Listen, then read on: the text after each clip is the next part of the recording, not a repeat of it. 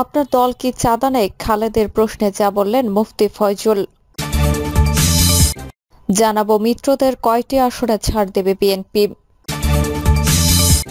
আওয়ামী লীগের চরিত্র দেশ থেকে পালিয়ে যাওয়া বললেন মঈন খান।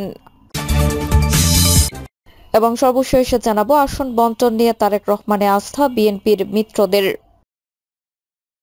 এতক্ষণ শুনলেন সংবাদ শিরোনাম, এবারে বিস্তারিত। আপনার দল কি চাঁদা নেয়? খালেদের প্রশ্নে যা বললেন মুফতি ফয়জুল। যুক্তরাষ্ট্রের নিউ ইয়র্ক থেকে প্রকাশিত বাংলা সংবাদপত্র ঠিকানার সঞ্চালক খালেদ মহিউদ্দিনের সঙ্গে সম্প্রতি মুখোমুখি হন ইসলামী আন্দোলন বাংলাদেশের নায়েবে আমির ও মুফতি ফয়জুল করিম। এই সাংবাদিক তাকে প্রশ্ন করেন, আপনার দল চাঁদা নেয়, সেখান থেকে ভাগ নেন? উত্তরে রেজাউল করিম বলেন, তারা চাঁদা নেন না, দেন। সংস্কার, বিচার ও পিআর পদ্ধতিতে জাতীয় নির্বাচন আয়োজনের দাবি নিয়ে গত ২৮ জুন মহাসমাবেশ করে ইসলামী আন্দোলন বাংলাদেশ। রাজধানী সোহরাওয়ার্দী উদ্যানে এই সমাবেশ অনুষ্ঠিত হয়। আপনার পেশা কি, রাজনীতি নাকি অন্য কিছু? এমন প্রশ্নে ফয়জুল করিম বলেন, আমার মূল পরিচয়, আমি একজন মুসলমান। মুসলমানের কাজ হলো দাওয়াত, গোটা মানব জাতির কাছে দাওয়াত দেওয়া আমাদের দায়িত্ব। এক কথাই, যেহেতু আমি মুসলমান, ইসলাম পালন করা আমার দায়িত্ব। তিনি বলেন, ইসলামের ভেতরে যা কিছু আছে তা আমি পালন করি, যেমন নামাজ আছে, রোজা আছে, হজ আছে, যাকাত আছে, কলেমা আছে ও ইসলামকে প্রতিষ্ঠিত করার ব্যবস্থা আছে। ইসলামকে সেবা করা, অন্যায়কে মোকাবেলা করা, ন্যায়কে প্রতিষ্ঠিত করা, অর্থাৎ ইসলামের মধ্যে যত কাজ তা প্রতিষ্ঠিত করা একজন মুসলমানের কাজ। সেই হিসাবে আপনি আমাকে একজন মুসলমান বলতে পারেন। মুসলমানের মধ্যে ব্যবসা আছে, যেমন আমি একজন ব্যবসায়ী, আমার একটি কোম্পানি রয়েছে, আমার ব্রেক্স ফিল্ড আছে। আমি ব্যবসায়ের সময় দেই, আমি সময়কে ভাগ করে নিই, পরিবারকে সময় দেই। অধিকাংশ সময় আমরা দাওয়াতি কাজে ব্যস্ত থাকি। প্রতি বছর আমাদের সময়সূচি বের হয়, আমরা কোন সময়ে কোথায় থাকব তা আমাদের সবাই জানে। উপস্থাপক প্রশ্ন করেন, আপনারা যে রাজনৈতিক দল তৈরি করেছে সেটা কি কোনো চাঁদা নেয়? সেই চাঁদা থেকে আপনারা কোনো ভাগ পান? উত্তর দেওয়ার আগে শায়েখে চরমোনাই বলেন, এটি মারাত্মক প্রশ্ন। তিনি বলেন, আমরা নেই না। এই বছর যে সম্মেলন হয়েছে আমাকে ১ লাখ টাকা দিতে হয়েছে, আমাদের আমিরকেও ১ লাখ টাকা দিতে হয়েছে। নিজের টাকায় গিয়েছে এবং নিজের টাকায় এসেছে, শুধু আমি না, সবাই। অনেকেই প্রশ্ন করেছেন যে আপনাদের সম্মেলনে ৫০ লাখ টাকা খরচ হয়েছে। উত্তরে তিনি বলেন, সম্মেলনে ৫০ লাখ না, কয়েক কোটি টাকা খরচ হয়েছে।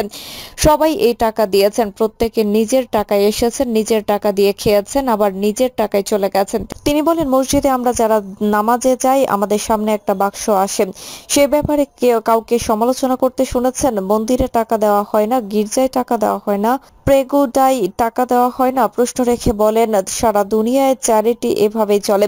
তিনি উপস্থাপককে বলেন, আপনি যদি আমাকে ১০ টাকা হাদিয়া দেন আর আমি যদি জোর করে নেই, এই দুইটার মধ্যে নিশ্চয়ই পার্থক্য আছে। ভক্তদের দান করা বা টাকা দেওয়ার প্রশ্নের জবাবে তিনি বলেন, একটি হলো ব্যক্তিগত, অন্যটি দলকে দেয়া। যদি কেউ ব্যক্তিগত হাদিয়া দেয় সেটা আমরা গ্রহণ করি, কিন্তু মাদ্রাসা, মসজিদ ও সংগঠনের জন্য যে চাঁদাগুলো দেওয়া হয় ওই টাকার সঙ্গে কোনো সম্পর্ক নেই।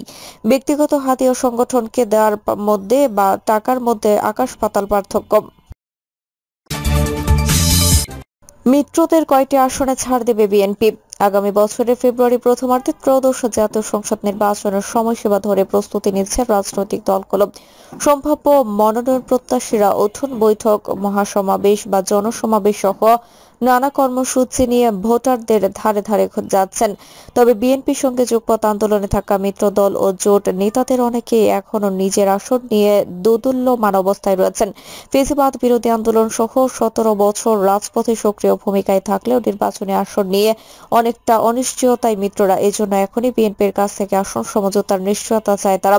অন্তত পক্ষে মৌখিক আশ্বাস পেলেও নির্বাচনী আসনে তারা কাজ শুরু করতে পারবেন বলে জানিয়েছেন মিত্র দলগুলোর একাধিক শীর্ষ নেতা।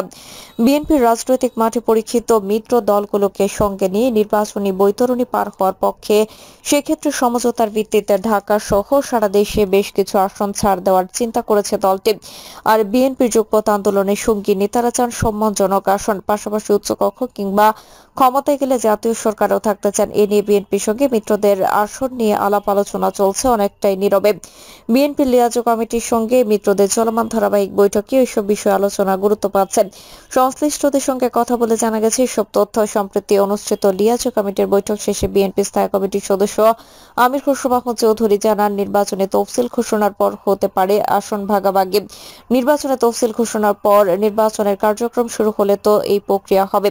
আমরা সে জায়গায় এখনো আসিনি। যখনই নির্বাচনী কার্যক্রম তফসিল ঘোষণা হবে সেই বিষয়গুলো উঠে আসবে, সবার সঙ্গে আলাপ আলোচনা করা হবে। বুধবার লিয়াজো কমিটির বৈঠক শেষে আমির খসরু মাহমুদ চৌধুরী বলেন, যারা বিএনপির সঙ্গে রাজপথে ছিল তাদের সঙ্গে আবার কথাবার্তা বলছি। আমাদের ঐক্য অত্যন্ত গুরুত্বপূর্ণ। শুধু নির্বাচন বলে কথা নয়, 31 দফা সংস্কারের বিষয়ে যে ঐক্যমত তা কিভাবে আগামী দিনে বাস্তবায়ন করব। নির্বাচনে জনগণ যদি আমাদের রায় দেয়, সবাই মিলে এটি বাস্তবায়ন করতে হবে। 2014 সালে জাতীয় সংসদ নির্বাচন বর্জন করে বিএনপি সহ বেশিরভাগ রাজনৈতিক দল 2018 সালের 11 জাতীয় সংসদ নির্বাচনে শরিকদের 58টি আসন ছেড়ে দেয় বিএনপি। অবশ্য সেই নির্বাচনে আগের রাতেও ভোট হওয়ার দিন সকালেই নির্বাচন বর্জনের ঘোষণা দেয় বিএনপি সমিত্ররা। এরপর সর্বশেষ 2024 সালে জাতীয় নির্বাচন বর্জন করে বিএনপির মিত্ররা। এর পুরো 15.5 বছর বিএনপির সঙ্গে মিত্র দলগুলো আন্দোলন সংগ্রামে মাঠে ছিল। এই সময় নানা প্রলোভনেও তাদের কাছে বেড়াতে পারেননি আওয়ামী লীগ। গত বছরের 5 আগস্ট গণ অভ্যুত্থানে আওয়ামী লীগ সরকারের পতন হয়। আওয়ামী লীগের চরিত্র দেশ থেকে পালিয়ে যাওয়া বললেন মঈন খান। আওয়ামী লীগের চরিত্র দেশ থেকে পালিয়ে যাওয়া বলে মন্তব্য করেছেন বিএনপি স্থায়ী কমিটির সদস্য ডক্টর আব্দুল মঈন খান। তিনি বলেন, আওয়ামী লীগের স্বৈরাচারী আচরণ ও দুঃশাসনের বিষয়ে জনগণ অবগত।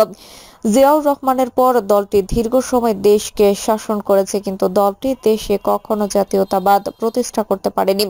আব্দুল মঈন খান বলেন, সাবেক রাষ্ট্রপতি জিয়াউর রহমান বাঙালির জাতীয়তাবাদের মধ্যে সমস্যা দেখেছিলেন। সেই সমস্যার সমাধান তিনি খুঁজে বের করেছিলেন, তা হলো বাংলাদেশের জাতীয়তাবাদ। জিয়াউর রহমান সর্বক্ষেত্রে জাতীয়তাবাদী নীতি মেনে দেশকে এগিয়ে নিচ্ছিলেন। তিনি আরো বলেন, জিয়াউর রহমান দেশে থেকে একদলীয় ষড়যন্ত্রকে উৎখাত করে বহুদলীয় গণতন্ত্র প্রবর্তন করেছেন। ভিন্ন মতকে উৎসাহিত করতেন তিনি। আসন বন্টন নিয়ে তারেক রহমানের আস্থা বিএনপির মিত্রদের।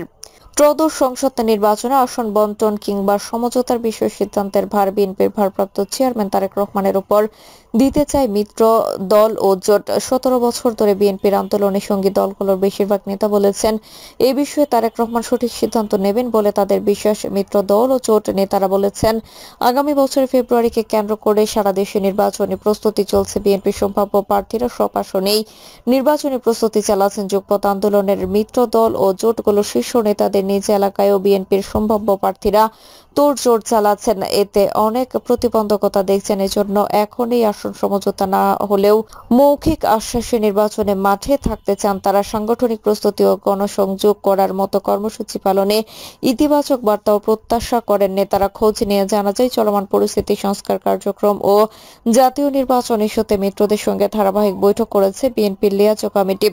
এখন পর্যন্ত নেওয়া বিএনপির বেশিরভাগ সিদ্ধান্তের সমমনা দল ও জোটগুলো তাদের আত্মবিশ্বাসের কথা জানায়।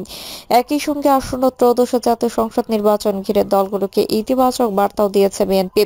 আগামী দিনে ঐক্যবদ্ধভাবে নির্বাচন কিংবা আসন সমঝোতার মাধ্যমে অংশগ্রহণের কথাও আলোচনায় উঠে আসে। তবে কৌশলের অংশ হিসেবে আসন ভাগাভাগির বিষয়টি এখনই সামনে আনতে চাচ্ছে না বিএনপি। দলটির সমমনাদের জানিয়েছে, সবকিছু ঠিক থাকলে নির্বাচনী তফসিল ঘোষণা পরই আসন নিয়ে তাদের সঙ্গে চূড়ান্ত আলাপ করবে। কেউ কেউ বিষয়টি বিএনপির ভারপ্রাপ্ত চেয়ারম্যান তারেক রহমানের উপর ছেড়ে দিয়েছেন বলে লিয়াজো কমিটির বৈঠক সূত্রে জানা গেছে। যদিও সমমনাদের সম্ভাব্য আসনগুলো বিএনপি নেতাদের প্রচারণার চাপা ক্ষোভ আছে বলে যুগপৎ আন্দোলনে শরিকদের নেতারা মনে করেন, আগামী নির্বাচন অবাধ, সুষ্ঠু ও গ্রহণযোগ্য হবে এমনটা বিশ্বাস করলেও কঠিন পরিস্থিতির মুখোমুখি হতে পারেন তারা। এজন্য নানা কৌশলে হিসাব নিকাশ করে পা ফেলছেন বিএনপি ও যুগপৎ আন্দোলনের শরিকরা। নির্বাচনের দিনক্ষণ আরো ঘনিয়ে এলে পরিস্থিতির আলোকে আসন সমঝোতার কৌশল নির্ধারণ করবেন তারা। তবে এই সময় বিএনপির সঙ্গে নানা ইস্যুতে আরো গভীরভাবে আলোচনা চালিয়ে যাবেন। নির্বাচনের আগে সব ধরনের বৈরিতা কেটে যাবে বলে মনে করেছেন নেতারা। নাম প্রকাশ না করার শর্তে বিএনপি নীতি নির্ধারণী পর্যায়ের একাধিক নেতা বলেন, গণতান্ত্রিক আন্দোলন, বিএনপির পাশে থাকা দল ও জোটকে যথাযথ মূল্যায়ন করা হবে। এমনকি জনগণের ভোটে নির্বাচিত হয়ে সরকার গঠন করলে জাতীয় সরকারও তাদের কেউ কেউ থাকবেন। জানতে চাইলে বিপ্লবী ওয়ার্কার্স পার্টির সাধারণ সম্পাদক সাইফুল হক বলেন, আসন সমঝোতার বিষয়ে বিএনপি যেটা জানিয়েছে, তারা দলে হলেও এ নিয়ে কোনো কিছু চূড়ান্ত করেনি, শরিকদের সঙ্গেও আলোচনা শুরু করেনি। এই বিষয়ে বিএনপি ফরমালি আমাদের জানিয়েছে, ফলে দলগুলোর এক ধরনের প্রস্তুতি সেটা তো আছে, রাজনৈতিক প্রস্তুতি, সাংগঠনিক প্রস্তুতি, গণসংযোগ সেগুলো আছে।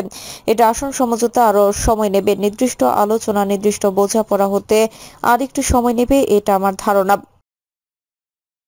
প্রিয় দর্শক, এই ছিল এখনকার সর্বশেষ সংবাদ। আপডেট সব সংবাদ পেতে চ্যানেলটি সাবস্ক্রাইব করে বেল আইকনটি ক্লিক করে রাখুন।